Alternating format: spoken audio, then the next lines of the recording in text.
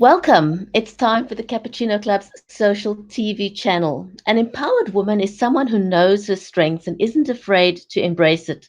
So, we invite you to join us as we introduce you to women in leadership in trade unions this week, women who inspire and empower others through conversation.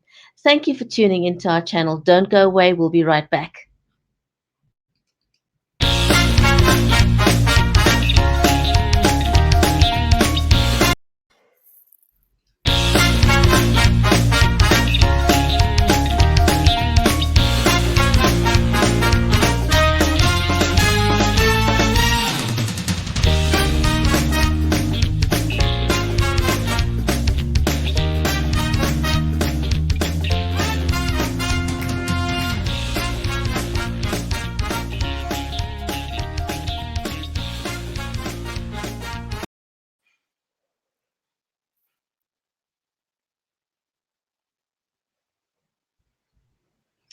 If you're just joining us, welcome to the show. I'm your host, Brigetti Lambanda. I'm a live video camera confidence coach, and I host and produce live shows that helps brands, entrepreneurs, and thought leaders increase brand awareness through storytelling. I'm also very passionate about responsible social media advocacy. Today, we're going to introduce you to women in leadership in trade unions. And my co host is an accomplished senior executive herself, Viola Manuel. Viola has been nominated for various awards, and she was the CEO of the Cape Chamber of Commerce and Industry. She was also the executive director of the Cape IT Initiative. She's a member of the Western Cape Premier Council of Skills, to mention a few. She also serves as a non executive at the Sea National Rescue Institute and is deputy chair of the well known Cape Town Stadium. She also has two entrepreneurial ventures, G&V Retail as well as Afri Wellness, but she always reminds me that her most proud achievement is being a mom to a 10-year-old son, Shay. Viola also set up the Cappuccino Club as a social platform to meet inspirational ladies at various stages of their lives. And so, welcome to the show, Viola. How are you today? Fine, thank you, Brigitte. And how are you? I'm good, thank you. Can't complain. Shall we That's introduce our two phenomenal guests for today? yes, yes. I want to also just say welcome to all our viewers. Thank you very much for joining us. I know it's an odd time for the show to air, but the ladies that we've invited to be part of the show have had such busy days, and this time was about the only time that they could join us. So we want to just thank them for being here. Trade unions, very, very exciting space. I don't know if a lot of young ladies think about going into that space to offer leadership in that space. So it's going to be very exciting to speak to our guests today to see just what kind of inroads women have made in the trade unions, especially in terms of leadership. I know one of our guests, Kim. She and I grew up together. I've known her for such a long time, and she's just doing amazing things within the trade union that she works in. And so, yeah, it's going to be exciting. It's going to be a very, very, I think, a very good discussion. Yes, I'm looking forward to it. And so I'm going to say welcome to our audience on LinkedIn, on Facebook, on YouTube, on Periscope, and Twitter. So if you're joining us from any one of those platforms, welcome. We are watching the comments, so please feel free to participate. And we're going to invite our two ladies to join us now, Griselda and also Kim Jansen Burton. So let's welcome our ladies to the show. Hi, afternoon. Hello. Afternoon. Good Hi. afternoon, ladies. Could we ask you each to very, very quickly introduce yourselves and tell us which trade union you represent and what your role is? Griselda, can we start with you? Hi, good afternoon. I'm Grishalda. I work for an organization that works with trade unions and provide training and education. It's a Ditsela Workers Education Institute. So I'm the program coordinator for Ditsela Western Cape. And we work with all trade unions that are registered with the Department of Labor. And I come from the trade unions. I come from SIPAO, formerly as an organizer and educator slash gender coordinator. So yeah, that's a bit of my background. Nice. Awesome. Kim, tell us a bit about yourself. Good afternoon, everybody. I am Kim Jansen Burton. I am representing the IMATU, Independent Municipal and Allied Trade Union in Tswane. We are nationally recognized. Uh, yes, that's me. Awesome. Welcome to the show, ladies. And I'm going to say welcome to Sebastian um, on LinkedIn and welcome to our viewers on Facebook again as well. Great to have you here. Ladies, tell us, how did you get started in the trade union? It's an unusual shall I say, profession for women. Traditionally, we know the men take the lead in trade unions. So we want to hear what was it that sparked your interest to go into trade unions? Griselda, should we start with you? I was telling the story today to the participants in the workshop. Um, I think I just came back from overseas after being a student, and I needed a job. And I was involved in student politics and with workers at the university where I was studying. So there was that attraction to the trade unions. And I applied at one of the unions and I convinced them to say that your policies are saying that you will make changes in terms of women's development and equality, but it doesn't seem like that. And that's how I think on that basis they were forced to employ me because I needed to change the face of the organization a bit. So that's how I got into trade unions. Nice introduction. Kind of, just wedge yourself in there. Mm. Yeah, no, you have to. Sometimes you have to claim those spaces. Kim, how Yeah. did you get involved? That's actually very true. What was said, I actually complained about my trade union because I was not being represented, and that is how I ended up. The person who I complained to actually asked me, but if you are having this problem, why aren't you becoming a shop steward so that others can get information? Mm. And little did I know, 10 years later, I became the regional chairperson of the trade union. So yes, we usually target people that complain about the union because those are the Mm. strong Mm. people taking the union forward. Yes. So when you joined, ladies, were there lots of colleagues that were women? Were there opportunities for you to sort of, uh, harness the power of women and start having discussions and start changing the policies and the face? What was your experience like? Let's Uh, start with we- you, Kim. Kim, we'll start with you. Okay, from my side, we are elected into positions, so members choose their shop stewards. And then the same thing with regards to how we become the leaders of the organization. The shop stewards then choose their top leaders. I was elected into the shop steward position firstly. Um, with regards to the regional chairperson position, my shop stewards had to elect me into the senior position. With me being in the position, yes, it immediately allowed me to come up with policies that needed more attention, especially when it comes to females. I think sometimes we don't really do enough for the female workers, the policies that should really apply to the female workers in the working environment. Okay. Griselda? at the time, I think trade unions, by its very nature, seems to be male dominated, and it also depends in a sense of which areas they organize in, who are the members that they represent. You could be a organizer of a factory where there are only men, or you could be in a factory where there are predominantly women and a few men. So at the time when I joined the union, if I just think of those employed by the union, there was about 2 women organizers in the whole of the country. Your administrators would have been predominantly female. Your people in senior positions, your general secretaries, your presidents, etc., your provincial secretaries would have been men. There were no women that I could think of at the time.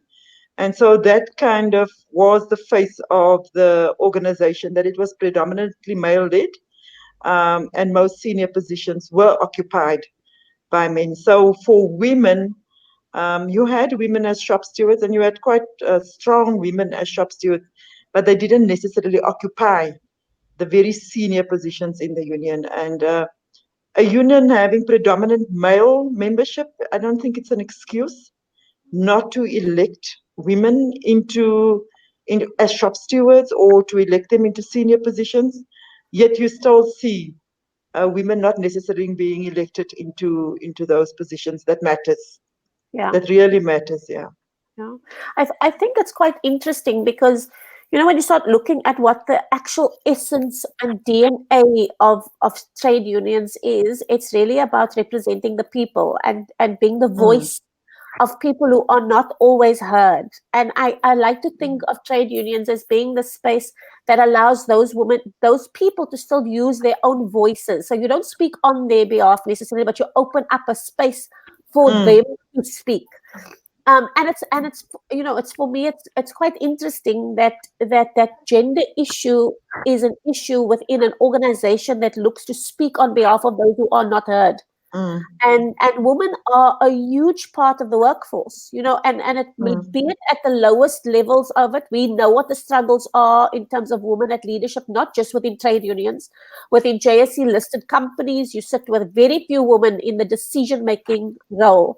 So mm. it's a very, very interesting space for us to be in. So one of the questions I wanted to ask is what motivates you to wake up every morning and do the work that you do? What is the motivation behind it, Krishalda? That very thing about educating or going into spaces where people are able to come into and raise their issues. Um, when you are engaging with workers around any particular issues, they understand the issues. They just need the space where they can raise those issues. And an organization like the one that I work for provides that platform for workers to engage on issues which matters to them and which affects them. But not only where they can engage, where they can go back to their workplaces and bring about change and educate other shop stewards or educate workers around issues. Whether you change one person, I think there is that role on effect that they would be able to give assistance to others. And then, of course, I work with different people all the time. So my workplace is not stagnant. I can see different faces. I can go across the country and meet people all the time. And whether you go to KZN or to the Eastern Cape, it's never the same. This country is very interesting. We have different cultures and different ways of doing things, and that's what makes it exciting about doing the kind of work that we do. True, true. Definitely not a boring space at all. No, not at all. No. Kim, what motivates you every day? What you've got I know Kim, so I know she's got 4 youngins, so she's got 4 kids. What makes you leave those beautiful children and do the work that you do? I think what motivates me is the fact that um, me being the voice piece for so many employees in the workspace. It means so much for a employee um, concerns to be raised through a shop steward. And the fact that I can bring change on behalf of them as the shop steward and as the leader Mm, of the organization, just basically by negotiating a policy that would have better prospects for the future people coming into the mm, municipality. Um, Other things that really motivated me is that um, many people think that being a shop steward is an easy job. It's definitely not an easy job. You mm, cannot please all your members. Yeah, But the nice thing about getting a thank you after being represented in a disciplinary hearing, because mm, there was a possibility that the person could have been terminated, that really mm, motivates me. The thank yous, the appreciation coming from members, the fact that mm, I can do change or bring change on behalf of yeah, all the members. mm. yeah.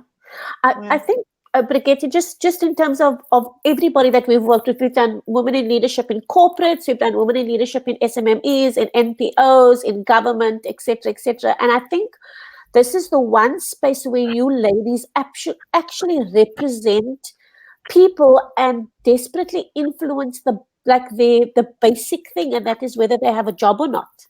Yeah. And that to me is so interesting because I mean, just talking about the disciplinary hearings, Kim, you guys, you know that when you walk into that room, you could change this person's life forever if you lose that Mm. case or whatever. That must be an immense amount of pressure for you. How do you cope with that kind of pressure? How do you ladies cope with that kind of immense pressure? I Kim, do you don't want know, Kim. I don't know if Kim wants to to go first, but I'm glad I'm not having to do that anymore of representing because I know what it means and how difficult it is. But but just to say that the trade union movement is really an interesting space for workers and for shop stewards. Um, it's such an opportunity for workers to learn. And when we talk about workers' education in itself, to think that somebody who might not have been educated in law can go and represent somebody legally, or you can represent an interest around sexual harassment or domestic violence or employment equity, or you can go and submit something to parliament.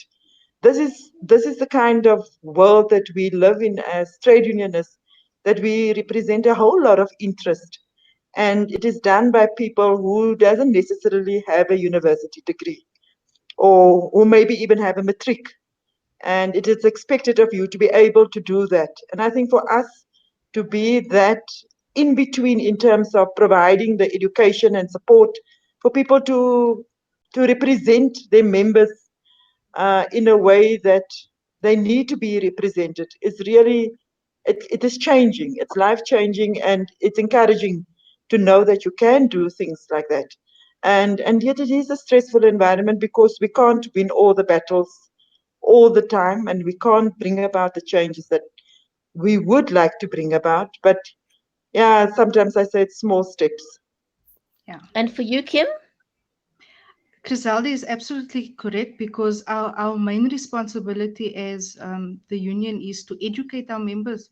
And by educating them on the relevant policies and how it applies in the workplace, we end up Mm, with less grievances, disputes, and matters that needs to be resolved by members. It is indeed a very sad. Um, it becomes very sad when you represent someone and mm, someone contract is terminated and you need to go through the whole dispute process that can take years to bring the person back mm, into the environment, and you think of the families that um, well, obviously, because the breadwinner is not bringing the money to the table mm, anymore, it's the children and everyone that we think of. So it's important for us to be very prepared and make sure that our members are educated on what mm. exactly their rights are, and where they go wrong, we need to assist and counsel. Mm. I want Okay. to just acknowledge one of the comments from Sebastian on LinkedIn. He says that he's happy that Australia is ahead of others in terms of equality. And he says there's so much to be done, and he's proud to be part of a nation and culture that genuinely delivers equality. And that's it's been a challenge in South Africa. You know, equality, it's been a long struggle and it's an ongoing struggle. Can I ask you, ladies, what has been your proudest achievement so far, would you say, as a leader in a trade union? Hmm. No, I'm not going to go there because in the trade unions we speak from as a collective, and when we do things as a collective. Um, and when you see people who've come through the trade union movement and how they advance, you really feel happy about that, but you don't necessarily see it as your achievement. And when they do things and they give back, and they always plow back into their union, into the community, then you know you've done the right thing. And some of our comrades or some of our participants that comes on our programs, we see them move from an induction kind of programs, and eventually they go into university courses. Then you know that the question around access to education or equality or opportunities has been created for the people that we work with every day. So it's really not about the self, but it is about the collective. And this is why, for Mm. me, this is why I do the work that I do. It's not about being praised or patted on my head for the kind of things that we do. Yeah. Well, that's a nice accolade. It's not just about the one person. Mm, It's about seeing the bigger picture and the collective, and watching people grow. And that's amazing. Kim, anything special that stood out for you?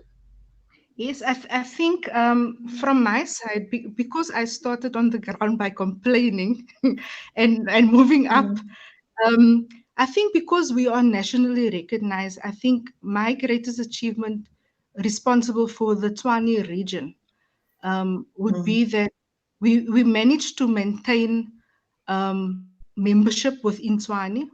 It's not easy being in a municipal environment. You're competing against other radical unions, and where we are set on um, our responsibility is to make sure that we negotiate best mm, policies.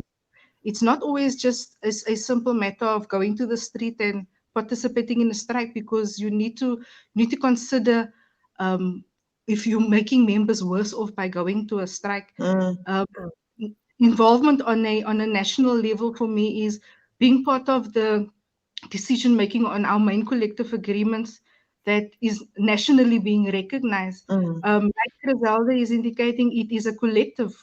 Without the other regions of our trade union, we can't be fighting the fight alone. We Yeah. need to be mm, together and rely on other unions also. Yeah. mm, I think that's a very interesting way to look at things. That it's very much about the collective, but I think that's also something that's very unique to trade unions. It's that mm. it's very much about the collective, and it's about working together, and there's unity, and there's strength in unity, and Unity. so on. Yeah. So I think those are some of the almost I want to say the values by which trade unions are successful, Mm, because they hold on to those things. But tell me now, what are some of the, being a woman in a trade union, what are some of the myths about trade unions? I used to, as part of the chamber, be part of BUSA, and we would go to NEDLAC, and you'd meet up with all these trade unions, and some of my perceptions were that everybody's very militant and very, like, um, with all, ready to fight and all those kinds of things. And so when you mm. introduce yourself at a party and you say, I work for a trade union, or I work for an organization that works with trade unions, what do you feel are some of the perceptions people will then have of you that Oh, may or may you not lot. be true? Oh, you lot. Oh, you lost. Oh, okay, okay. What are some of those perceptions? Well, I think some of the perceptions are that trade unions are just there to cause trouble and that we are disruptive, that we don't necessarily do what we say we're going to do, or that we're not necessarily. I'm I'm I'm just saying this in terms of what of the feedback that I get. We don't act in the interest of members, etc., etc. I mean, I don't know. Would that be myths or would it be perceptions about trade unions? Um, but yeah, I think trade unions have also changed over the years, and we have different kinds of trade unions. In South Africa, we have historically quite old trade unions, and then we have much newer, younger trade unions, militant trade unions, not so militant trade unions. But I think they all probably have a role to play, and people go to those who they're drawn to Yeah. and who they think would represent their interests. That is ultimately um, what trade unions would do, or that will give the face of a trade union. It would Okay. depend on the kind of membership. Yeah. And Kim, what are some of the responses you get? no matter where you go, people will say, listen, but the trade unions tell you I don't belong to a trade union. That is not true. I think it's important that employees or members must know exactly what the trade union is there for. We're not always fighting. We're not always fighting for a better salary increase, but that salary increase must be there because it will be negotiated properly. The fact that people feel that we are disruptive. Griselda mentioned just now that they believe we're disruptive. It's a myth. It's not all trade unions that are disruptive. Um, we rely on negotiating because dispute processes must be followed. Um, the fact that you come to a grievance meeting with a shop steward, you won't be able. If an individual go by themselves, obviously they will not be able to say exactly what they want to say because they don't know if they're going to be victimized after complaining. So everyone needs a trade union to assist them. Yeah. I think that's very interesting because you have to deal with all of those. I think every sector has its myths and that you've got to debunk. You've got to actually just work through that. But you mentioned something very interesting for me, and that is that the whole trade union space is also transforming. What would you say the transformation has been? Kim, do you want to start this one? The transformation, it's a bit difficult. There is transformation, yes, and I think in the sector that I come from, the transformation I see is a good thing. More females are coming in to leadership and to joining unions and wanting to be part of processes. But also, I would say the biggest transformation that we do see is that. And maybe I shouldn't say this because my organization might just take me on about this.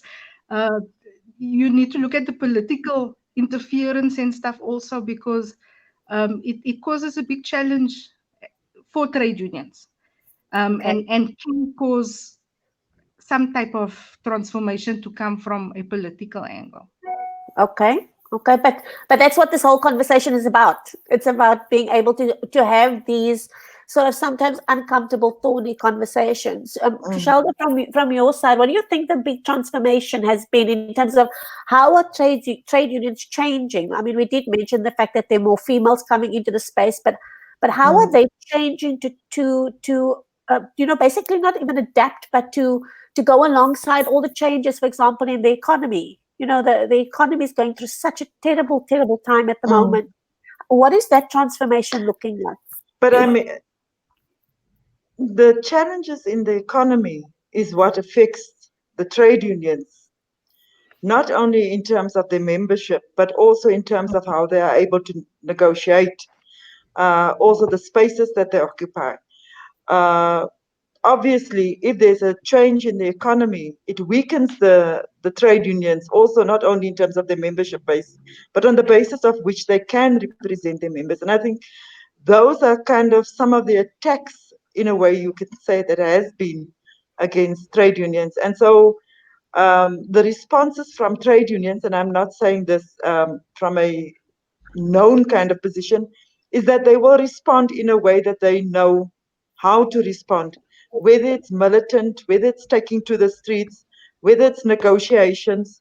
I think the weakening of the economy is really challenging the trade unions in terms of how best they can represent their members. And at times, it's very scary as to whether you think it will. I don't think that we will not have trade unions, but it might just show some trade unions to be stronger than others. Some might be able to negotiate better than others.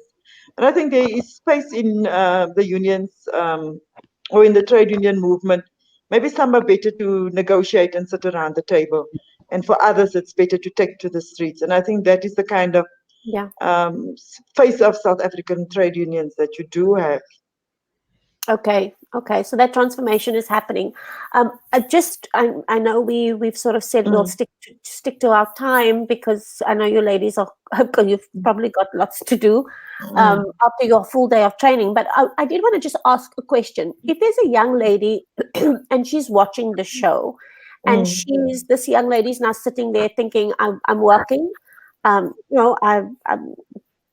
not unionized, our organization's not unionized, but this is a space that I would like to be in. What would your advice be to a young lady looking to participate in this space? Krishalda, you want to start? Yeah, you know what? I think for me, it's that if you join the trade union, it is also important that you educate yourself, that you mustn't assume that things comes to you only on a platter, whether it's a question of reading up, whether it's a question of finding out information about the trade union or about the industry that you work in, so that you also speak from a knowledge base, that you don't just come in and say, I'm expecting that things are going to come to me. If you want to challenge anything or anybody, you need to learn about your organization. You need to learn about the industry that you work in. I find, and I was talking to the participants today, the world of work has changed so much. The Yeah. world that you knew 20 years ago, that you know you're going to get a permanent job, or 30 years ago, that you know you can go and apply at a company and get a permanent job, it's not that case. Most young women are probably employed in a, I don't know, call center or in retail where they are not permanently employed. So they don't even foresee that they would become permanent. They don't see a future where they could become permanent. But I think for them to be able to challenge those things, they need to educate themselves. And they need to be in those spaces. Trade unions, they mustn't see trade unions as something which is for their parents. The Yeah. trade unions offer you a world of information and knowledge, and I think that is why they should join the trade unions. Okay. Kim, what Kim? is your Yes, I think for any woman that feels, young person that feels that they want to go into this type of, or experience this type of world that we are in, um, it's in a very exciting um, it's a very exciting space. But what Griselda says is true. You cannot just enter in this space, or you must have knowledge. You must familiarize yourself with what policy says, what legislation says, educate people. Um, it's a very attractive um, uh, let me say attractive way of getting information out to members. Members will soon, anyone that goes into a shop steward environment, you always see them either going into a legal field or going into a um, bargaining council environment. So it sticks with you. It's things that automatically becomes your career at the end of the day. I have not seen a shop steward or a member trying to come into the space and not moving up into a legal field or becoming a lawyer. So it is I something, it's a very interesting space. yeah, I just wanted to say also, you know, sometimes when you come into union meetings and spaces and you're afraid to talk, observe, listen, note what is being said, write down, so that you can ask the questions afterwards. And lots of time people are saying women don't talk, and I say, listen to what men are saying. Sometimes they actually say nothing, but they are being heard. They say Yeah. nothing, but they are being heard. So don't be afraid when you come into those meetings and things the first time. If you want to be quiet and observe and write down and go and find out afterwards, and the next time you come to the meeting, you raise your point, no matter whether it comes out crooked, you say it as best as you can, and don't yeah. be afraid to raise your voice. It's scary to stand up in a room and say, this is how I feel, or I want to be clear about why are we not getting these benefits or that benefits. Because a lot of times people are joining the unions because they want benefits. And they are hoping that the unions would be able to negotiate those benefits for them. So come into those meetings in the workshops or whatever and ask, why don't we have? And if we don't have, what can we then do to get it? So that we can build women, so that they can become stronger. And they use all that knowledge into other spaces as well. The Yeah. trade union is not exclusive. Whether you negotiate at home with your children or your husband or your partner or your church or your soccer club or wherever you find that you can take your trade union knowledge into different spaces. Yeah. Yeah. So I'm just thinking that is what I would advise Yeah. people to do. I think what's come through for us on all the sectors is that you must prepare yourself for the career you want. You must be prepared to work hard, and you must be able Mm, to. So a lot of people, I'm finding that this is the encouragement I'm trying to pass on to young ladies entering the world of work. It's different. It's mm, difficult to enter the world of work and find a way to differentiate yourself. But the mm, one way that you can differentiate yourself is exactly what you guys are saying. Prepare yourself, be informed, and then build confidence. And I mm, think it's very important for you ladies. Just one of the things we talk about quite a lot is mentorship, mm, being able to identify those young ladies in your spaces that maybe don't have that level of confidence and taking them under your wing and saying to them, listen, I see the potential in you. Let's go and do this. In the mm, session we had with the corporates, Professor Zinn said, it was one person that just spoke to her. It wasn't a mm, flattering comment, it was just one person that said, there's potential, follow your potential. And in mm. that, the whole theme that came through that was a lot of women went into their careers because there was that one person Listen. that was willing to mentor them. And I think Mm. that really for us has been the sort of message we've been trying to push.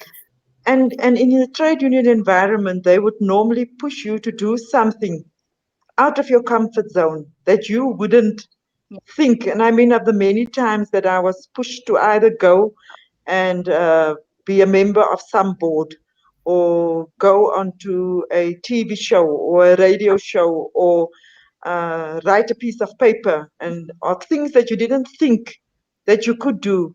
But somebody just said, so why don't you do this or wouldn't you like to? And you still, and before you know it, you do it. And that is the I'm kind of doing it. world that the trade union is. It pushes you out of your comfort zone and it sometimes asks you to respond and to react immediately. And that Yeah, is quite an amazing space to be in. yeah, yeah. Ladies, thank you so much. We're out of time. I want to thank you very much for being guests. And we've reached the end of this series. So we're looking forward to the next chapter on women who lead. So, Griselda, thank you very much. Kim, Thank thank you you so very much. much. It's a It was pleasure. Thank you. awesome having you as part of the show today. Yeah, we Thank we you. we are looking forward to our session in 2 Saturdays or 3 Saturdays time, the 23rd of November. We Mm, would love for you, to just hear your thoughts on it. It's a Cape Town mm, based event, but please feel free to. We're talking about privilege and entitlement in South Africa today, which is a mm. tricky subject. That's Um, a good. yeah, so we're going to have a roundtable discussion on that and inviting some ladies to participate in that session in the morning. And so, yeah, I just want to, from my side, also just thank you very much for participating. It was very insightful. Thank you to our guests and also to our viewers who sent in such interesting comments. Thank you. Thank you for having me. Thank you. It's a pleasure. Okay. Thank you, everyone. Okay. Thank See you. you. Thank you for watching. Remember to do good stuff and let's lift as we rise and inspire each other one conversation at a time. So from me in Cape Town, it's goodbye for now.